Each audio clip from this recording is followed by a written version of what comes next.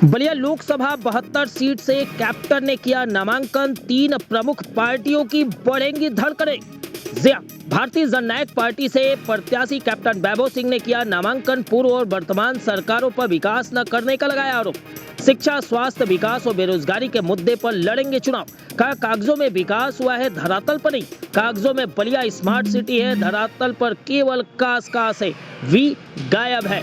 का फील अच्छा नहीं हो रहा था, शायद इसलिए चुनाव लड़ रहा हूं। हम आपको बताते चले कि लोकसभा 72 बलिया से भारतीय जननायक पार्टी से प्रत्याशी बनाए गए कैप्टन वैभव सिंह बलिया के ही रहने वाले हैं, जिनकी प्राथमिक शिक्षा लखनऊ में हुई। वहीं अगर हम उच्च शिक्षा की बात करें तो इंग्लैंड से प्राप्त किया। देश की सेवा के लिए नेवी में कैप्टन भी रहे वैभव सिंह। ग्राम बनेता विपना मिटवार का रहने वाला हूँ।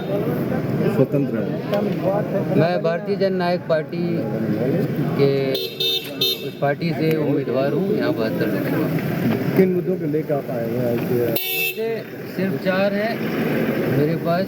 अगर ये मुद्दे कोई और ठीक कर देता है तो मुझे कोई समस्या नहीं है। मेरे 4 ही मुद्दे हैं: विकास, शिक्षा, स्वास्थ्य और रोजगार। सारे नेता ये बात करते हैं और अभी हमारे जो सत्ता पक्ष के प्रत्याशी है उन्होंने कहा मैंने तो विकास बहुत किया, सबने अपनी अपनी विकास की। हाँ, तो साहब कागजों में आप विकास हुआ है, मैं मना नहीं कर रहा हूँ, विकास हुआ है, कागजों में आपको मिल जाएगा। कागजों में तो बलिया आपका स्मार्ट सिटी है, लेकिन जब आप धरातल पे जाएंगे तो विकास के नाम पे भी तो नहीं है, सिर्फ काश है। काश का भी विकास होगा, ऐसा होना चाहिए।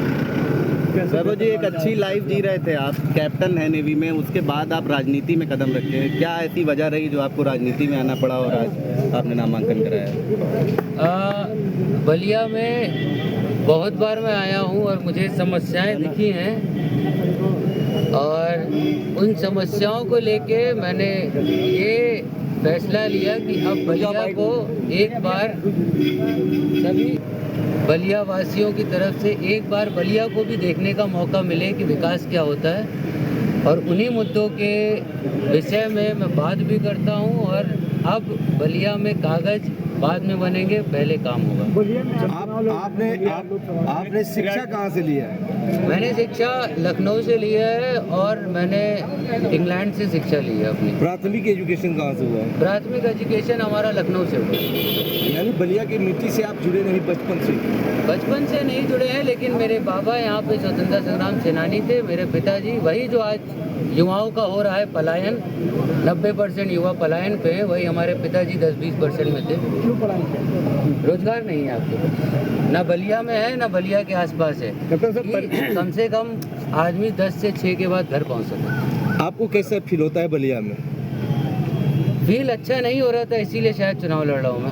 अगर हो रहा होता तो मुझे कोई अगर आप जीत जाएंगे तो प्रायोरिटी फर्स्ट का काम कौन सा शुरू करेंगे? प्रायोरिटी आपका स्वास्थ्य ठीक करेंगे, क्योंकि स्वास्थ्य की यहाँ पे हालत बहुत जर्जर है, बहुत ख़राब है। हॉस्पिटलों में 10 से 2 के बाद कोई इमरजेंसी भी नहीं जा सकती। वैभव जी, आपको जानकारी होना चाहिए कि जो यहाँ डॉक्टर्स का स्ट्रेंथ है वह सन 1985 के बनाए हुए स्ट्रेंथ के समान है।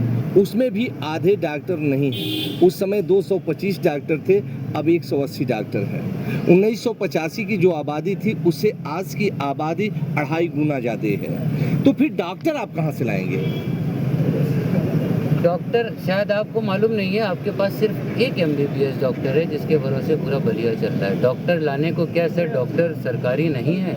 हाँ, बलिया नहीं लाए जाते हैं, लेकिन सरकारी डॉक्टर MBBS बहुत सारे एम्प्लॉयड हैं और बहुत सारे सरकार में हैं। अब सबको बलिया लाने का समय आ चुका है, क्योंकि यहाँ भी स्वास्थ्य यूपी के हिसाब से ही होना चाहिए। अब डॉक्टर बनाने की बात कर रहे हैं, सत्तापक्ष मेडिकल कॉलेज बनाने की बात कर रहे हैं। सर बना दें, बनाएंगे। बात तो सर हम सब लोग कर रहे हैं, सिर्फ बात ही कर रहे हैं, बनाने नहीं है किसी को। और मुझे नहीं लगता यहाँ पे कुछ बनने वाला है, बातें ही हो रही हैं। अभी तक चाहे ज़मीन भी नहीं मिली है, एक आवंटित कर दें फिर देखा जाएगा। सर मेडिकल कॉलेज के सब बनाए, जनपद में ट्रामा सेंटर बने बलिया में। जनपद में 15 साल से ट्रामा सेंटर बन के खड़ा है। डॉक्टर के अभाव में यहाँ काम नहीं होता है, काम चलाऊ व्यवस्था है। क्या इसके लिए कोई आपने अब तक मुहिम छेड़ी है? मुहिम छेड़ी है सर, मैंने हर चीज़ की मुहिम छेड़ी है। और कभी आप हमारे पेज पे जाइए तो देखिएगा, स्वास्थ्य की सबसे पहले मुहिम छेड़ी थी मैंने। 24/7 क्लिनिक होना चाहिए बलिया में भी, जहां अच्छे डॉक्टर होने चाहिए, और अच्छे डॉक्टर हैं। जितने भी सरकारी MBBS करके निकल रहे हैं, जिन्होंने UPSC के एग्ज़ाम दिए हैं, वो यहाँ भी आ सकते हैं। कम से कम 5 विधानसभा में 5 MBBS डॉक्टर तो दे दें।